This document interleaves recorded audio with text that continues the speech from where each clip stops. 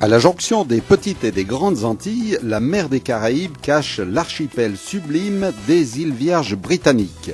Véritable must pour le nautisme, la plongée ou le balnéaire de charme. Présentation de ces îles pour des vacances ultra luxe. Alors les îles Vierges britanniques sont au cœur de la Caraïbe, entre les petites et les grandes Antilles. À l'est se trouve à 45 minutes de vol l'île française de Saint-Martin et à l'ouest, à un saut de puce de 20 minutes d'avion, se trouve l'île de Porto Rico. Donc on est vraiment au cœur de l'arc caribéen. Alors les îles Vierges britanniques, avant tout, c'est un archipel. Donc c'est ça qui est absolument magnifique pour les navigateurs. Il faut s'imaginer une soixantaine d'îles, dont une quinzaine d'habités, et le tout sur un territoire au final assez restreint. Ce qui fait qu'une journée de navigation type, d'une part vous avez toujours une île en face de vous, et donc vous pouvez ponctuer une journée par 3, 4, 5 ancrages, plusieurs sites de snorkeling. Donc c'est une navigation très douce, peu intimidante, sur une mer qui est très calme et apaisée, avec un paysage d'îles volcaniques.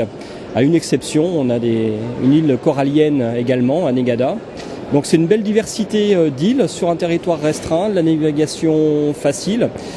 Donc c'est une destination de plaisance très adaptée aux navigateurs débutants, ou tout simplement des tribus familiales ou d'amis qui veulent pas forcément naviguer très technique, mais qui veulent profiter de toutes les îles en sortant de leur bateau pour aller crapahuter sur l'une des 60 îles. C'est des îles assez diversifiées. D'une part, il y a des îles hôtels, des îles resorts de très grand luxe. Vous avez certainement entendu parler de l'île de Richard Branson, le milliardaire fondateur du groupe Virgin. C'est là qu'il a posé ses amarres il y a maintenant une vingtaine d'années, avec l'un des resorts les plus somptueux au monde.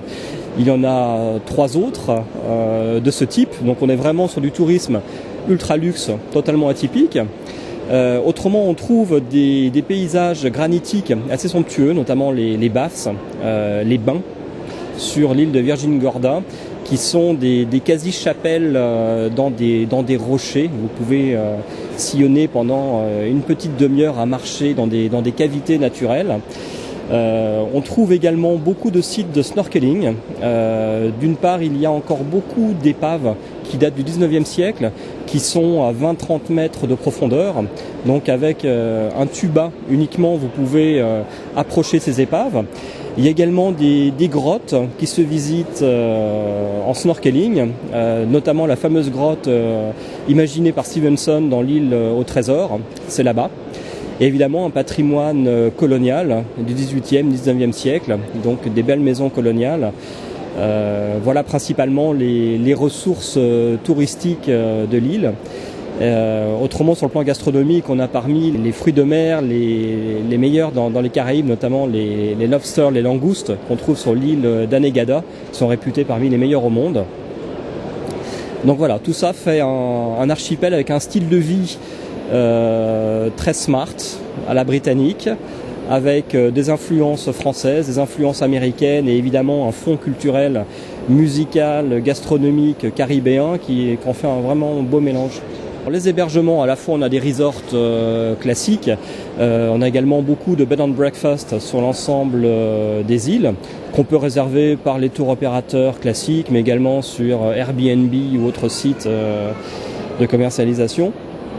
Mais il faut dire que la moitié du parc hôtelier des îles Vierges britanniques se trouve sur la mer, donc sur les bateaux qui sont des quasi-villas flottantes, puisque la plupart des touristes louent un bateau avec jusqu'à 6 cabines et sillonnent pendant une semaine l'archipel.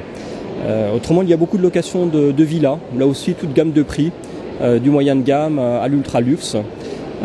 Donc ce qui est intéressant pour les touristes qui louent une villa par exemple, c'est d'avoir pratiquement toutes les journées une opportunité de visite, d'excursion, car là encore je rappelle que nous sommes dans un archipel, c'est-à-dire il y a beaucoup d'îles qui sont à proximité immédiate de votre hébergement, donc un petit saut de puce en hors-bord, un petit saut de puce en voile, et vous découvrez l'île qui se trouve juste en face. Donc c'est ça vraiment l'intérêt, à la fois un mélange de farniente dans les resorts, dans les villas, mais également des excursions journées, ce qui fait qu'au bout d'une semaine, 15 jours de vacances, eh bien, vous avez découvert une vingtaine, une trentaine d'îles.